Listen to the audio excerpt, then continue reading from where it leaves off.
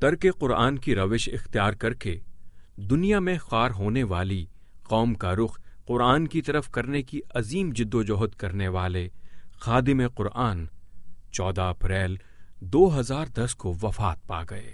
انا للہ و انا الیہ راجعون۔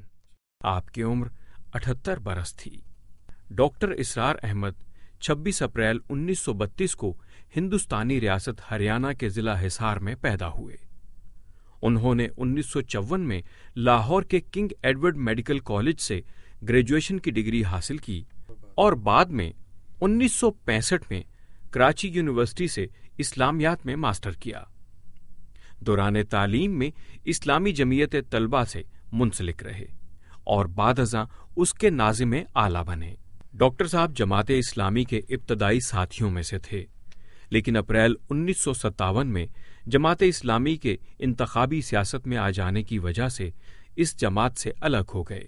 اسی دوران میں کچھ وقت تبلیغی جماعت میں لگایا اور قرآن مجید کے سمجھنے اور سمجھانے کو اپنا مشن بنائے رکھا۔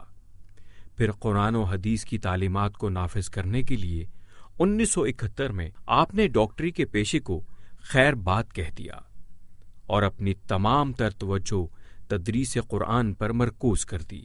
آپ نے 1972 میں انجمن خدام القرآن، 1975 میں تنظیم اسلامی اور 1991 میں تحریک خلافت کی بنیاد رکھی۔ 1978 کو آپ نے پی ٹی وی پر الکتاب کے نام سے ایک پروگرام کا آغاز کیا۔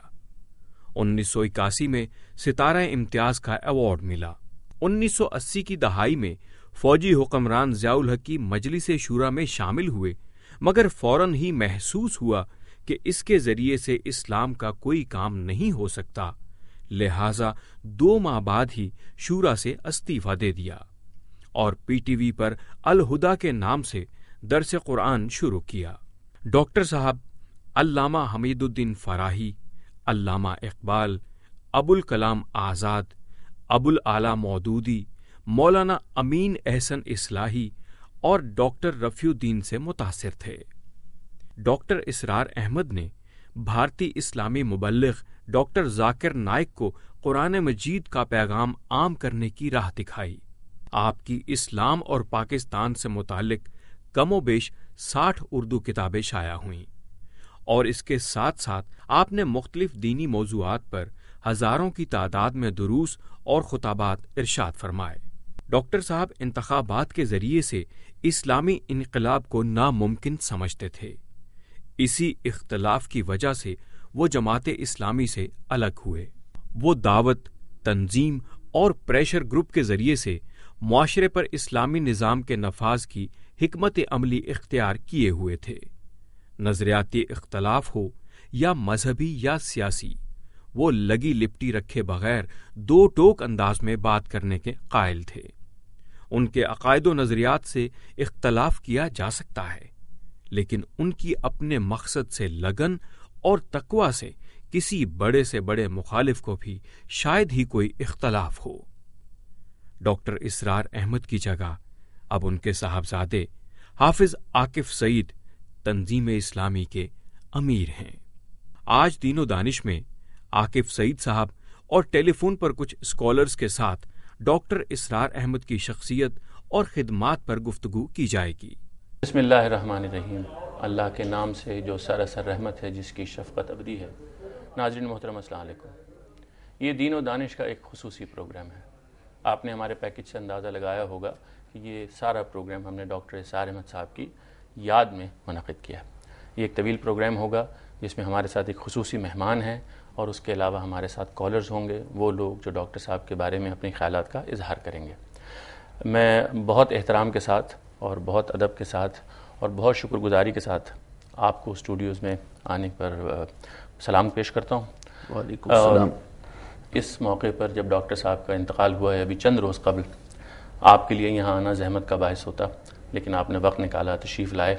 میں اس کے لیے خصوصی طور پر آپ کا شکریہ ادا کرتا ہوں، اور اسی رعایت سے فائدہ اٹھا کے میں اپنی جانب سے، دین و دانش کی ٹیم کی جانب سے اور دنیا چینل کی جانب سے، اور وہ ہزاروں لاکھوں لوگ جو اس پروگرام کے ذریعے سے آپ سے ملاقات کریں گے اور جو ڈاکٹر صاحب کے مداحوں میں سے ہیں، اور میں ابھی آتے ہوئے سوچ رہا تھا کہ وہ کتنے ہی لوگ ہوں گے جو ڈاکٹر صاحب کے لیے دعا گو ہوں گے اور آپ سے بات کر کے یا آپ کی باتیں سن کے وہ اچھا محسوس کریں گے.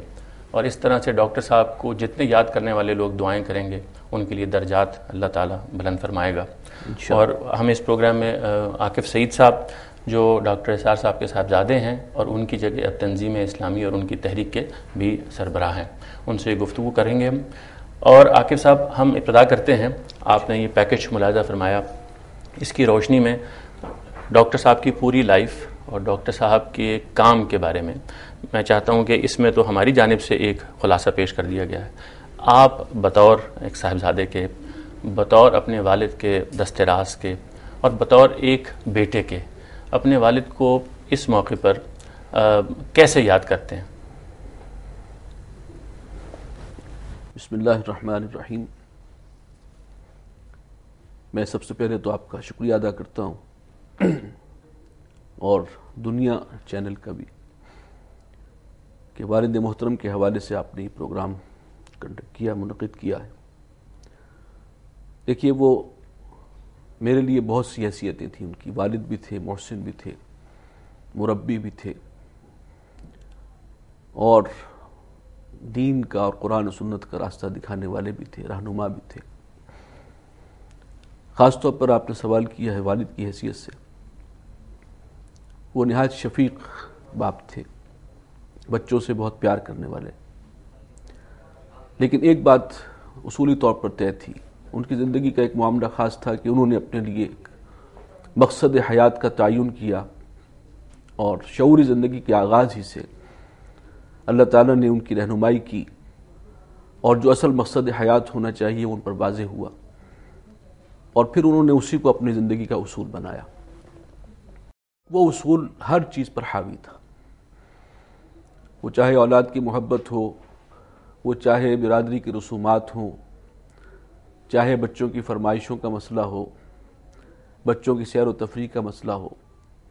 ہر اعتبار سے وہ اصول جو ہے وہ مقدم رہا، اور میں سمجھتا ہوں کہ وہی شے ہے کہ جو اللہ کو پسند آئی.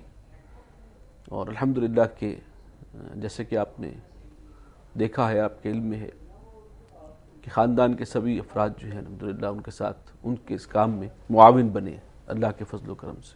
بلکہ ہم تو یہ یاد کرتے ہیں کہ شاید اگر جائزہ لینا ہو کسی صاحب علم کا یا کسی قائد کا اور کسی مشنری کا، تو یہ معیار میرے خیال میں سب سے کڑا معیار ہوگا کہ اس کے خاندان کے افراد نے سب سے پہلے یا کتنی دیر تک اس کا ساتھ دیا.